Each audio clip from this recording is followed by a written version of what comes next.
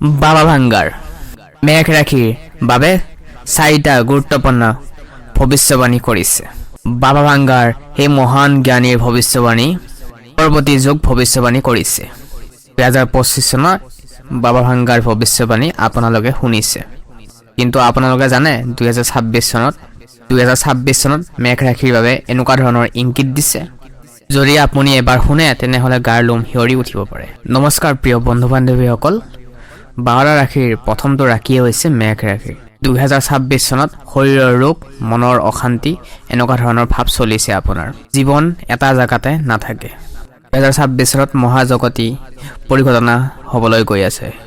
2026 চনত বহু ধনৰ দেখিবলৈ পোৱা গৈছে। এই বছৰৰ আপোনাৰ ৰাশিৰ অধিপতি গ্ৰহ হৈছে মংগল, দেৱগুৰু বৃহস্পতি। এটা অদ্ভুত খেলাত নামিব। একফালে থাকিব সুখ, একফালে থাকিব দুখ। সুখ দুখেই হৈছে জীৱনৰ এটা অংগ পাঠ। 2026 চনত মেঘ ৰাশিৰ জাতক জাতিকাসকলৰ কাৰণে হ'ব ৰাজযোগ। প্ৰিয় দৰ্শক, যদিহে আপোনাৰ মেঘ ৰাশি হয় তেনেহ'লে আপোনাৰ জন্মৰ পৰা মৃত্যুলৈ আমি ইতিমধ্যে প্লেলিষ্ট বনাই থৈ দিছোঁ আমাৰ ইউটিউব চেনেলত। তাতে গৈ আপোনালোকে ভিজিট কৰি আপোনালোকে চাই ল'ব পাৰে আপোনালোকৰ সম্পূৰ্ণ ৰাশিৰ বিশ্লেষণ অথবা ভাগ্যফল। প্ৰিয় দৰ্শক, তেনেহ'লে আহকচোন পলম নকৰি আমি ভিডিঅ'টোৰ মাজেৰে গতি কৰোঁ।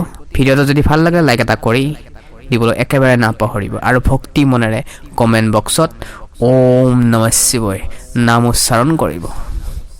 2026 চনত কোনটো মাহৰ পৰা আপোনালোকৰ ভাগ্য সলনি হ'ব, কোনটো গ্ৰহই আপোনালোকক 2026 চনত আপোনাৰ ভাগ্য ওলোটাই লৈ আহিব, ভিডিঅ'টো আৰম্ভণিৰ পৰা শেষলৈ চাওক, সম্পূৰ্ণ জানিবলৈ পাৰিব। প্ৰিয় দৰ্শক, আপোনাৰ যিমান বয়সে নাথাকক কিয় আপুনি মনৰ ফালৰ পৰাই সৰু বাচ্চাই হৈ থাকে। ই পেটত থাকে, সেয়া মুখত থাকে। আপোনালোকৰ সৰলতাৰ কাৰণে আপোনালোকে বাৰে বাৰে ধোকা খায়। আপোনালোকৰ খং হৈছে ঘৰৰ জুইৰ দৰে, হঠাৎ জ্বলি উঠে, হঠাৎ নুমি যায়। উঠিলেই এনেকুৱা ধৰণৰ মনত আহি যায়, কথা কৈ দিয়ে আপুনি, পিছত আকৌ আপুনি নিজেই পস্তায়। 2026 চনত কি আপোনাৰ খঙে আপোনাক কিছুমান ক্ষেত্ৰত বাধা দিব পাৰে?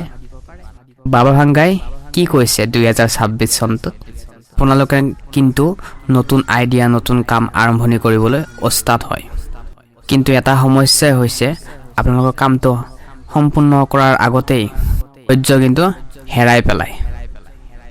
2026 চনটোত এই বছৰটো আপোনালোকৰ থিংকিং চেঞ্জ কৰিব লাগিব, অভ্যাস চেঞ্জ কৰিব লাগিব।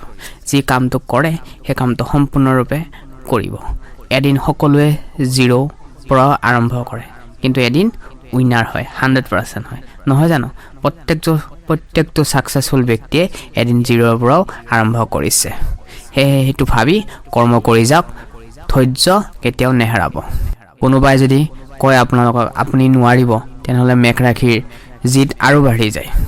আপোনালোকে চেলেঞ্জ কৰি ভাল পায়। 2026 চনত গেম চেঞ্জ সলনি কৰাৰ এটাই গ্ৰহ হৈছে বৃহস্পতি গ্ৰহ। বছৰৰ মাজভাগত বৃহস্পতি কৰ্কট ৰাশিত প্ৰৱেশ কৰিব।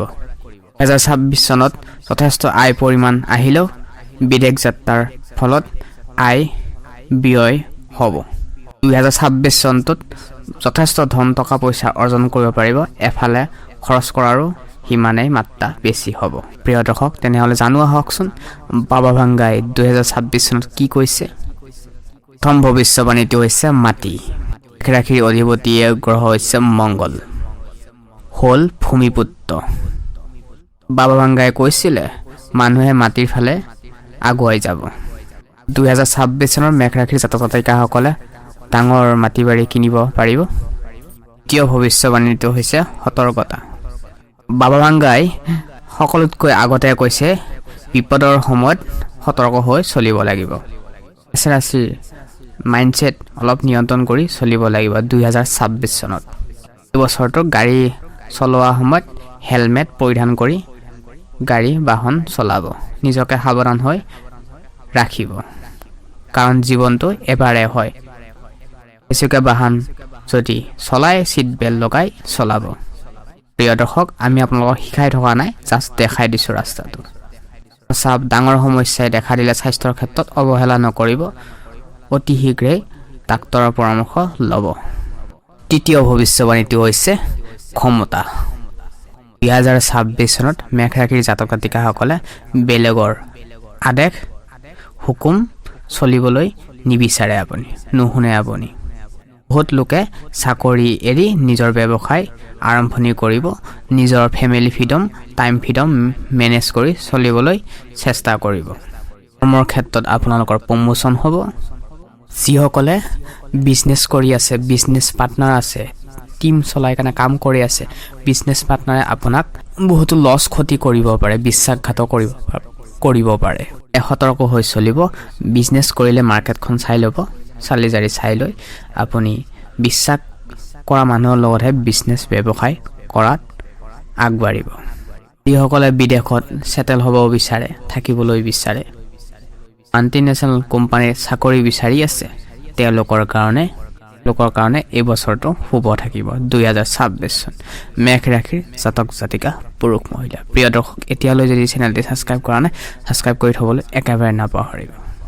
সম্পৰ্ক মেঘ ৰাশিৰ জাতক জাতিকাসকল লাভ ৰিলেশ্যনশ্বিপত প্ৰেমত দ্ৰুতগতিভাৱে বাঢ়িব বিচাৰে।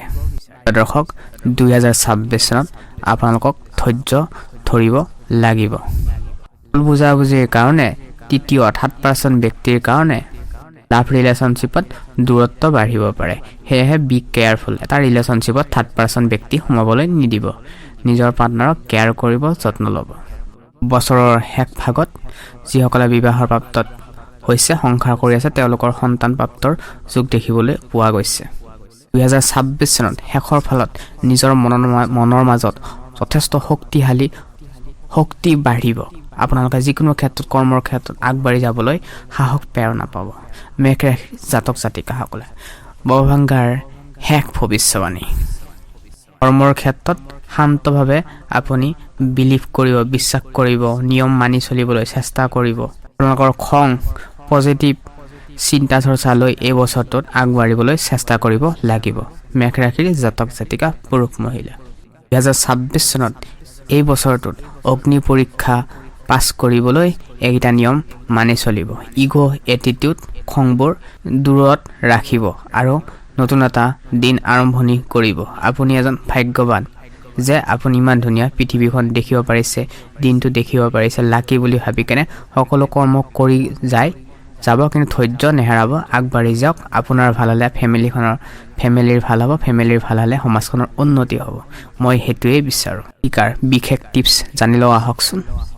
2026 চনত কেনেদৰে পাৰ কৰিব, কি ক্ষেত্ৰত সাৱধান হ'ব লাগিব।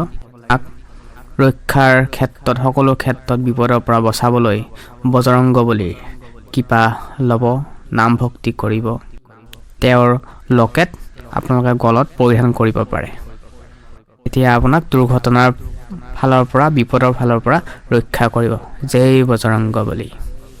নম্বৰ প্ৰতিকাৰ, প্ৰতিদিন ৰাতি, সদায় ৰাতি তামাৰ গিলাচত বা বাতিত জল পানী ৰাখিব আৰু ৰাতিপুৱা শুই উঠি সেই পানী খাব। তেনেহ'লে আপোনালোকৰ খংবোৰ নিয়ন্ত্ৰণ থাকিব, এটিটিউড, খংবোৰ, নিগেটিভ এনাৰ্জিবোৰ আঁতৰ হ'ব মাইণ্ডছেটৰ পৰা, শৰীৰৰ পৰা। নম্বৰ প্ৰতিকাৰ, কপালত ৰঙা ৰঙৰ ফুটা ব্যৱহাৰ কৰিব পাৰিলে। 3 নম্বৰ প্ৰতিকাৰ, প্ৰতি মঙলবাৰে, যিকোনো এটা মঙলবাৰ, সপ্তাহত মঙলবাৰ এটা দিনত আপোনালোকে ৰঙা গৰুক গুৰ নহ'লে ৰুটি খুৱাওক। তেনেহ'লে আপোনালোকৰ ভাল হ'ব। তেনে কৰিলে ভূমিৰ ক্ষেত্ৰত, সম্পত্তিৰ ক্ষেত্ৰত আপোনাৰ ভাল দিশ পাব আপুনি। প্ৰিয় দৰ্শক, 2026 চনটো আপোনাৰ ভয় কৰিবলৈ কোনো ধৰণৰ কথা নাই। এই 2026 চনটো আপোনাৰ শক্তিশালী হৈ আগবাঢ়িবলৈ পাৰিব।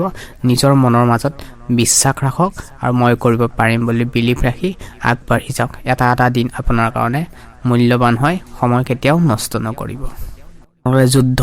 যুদ্ধ কৰি খুব ভাল পায়, সেয়েহে যুদ্ধ কৰক নিজৰ কেৰিয়াৰৰ ক্ষেত্ৰত, ছাকচেছৰ ক্ষেত্ৰত। বৰভাংগাৰ এই ভৱিষ্যবাণী কথাবোৰ মনত ৰাখক আৰু কৰ্ম কৰি যাওক। দৰ্শক, অতি শীঘ্ৰে যায় আপোনাৰ ৰাশি অনুসৰি চাই লওক, জন্মৰ পৰা শেষলৈ কেতিয়া ছাকচেছ হয়, লাকি নাম্বাৰ, শুভ নম্বৰ সকলোবোৰ আছে, তাতে গৈ চাব পাৰে। প্ৰিয় দৰ্শক 2026 চনত আপোনাৰ লগতে আপোনাৰ পৰিয়ালটোৰ মংগল হওক তাৰে কামনা কৰি আজি এই গুৰুত্বপূৰ্ণ ভিডিঅ'টোৰ পৰা আমি বিদায় মাগিছোঁ।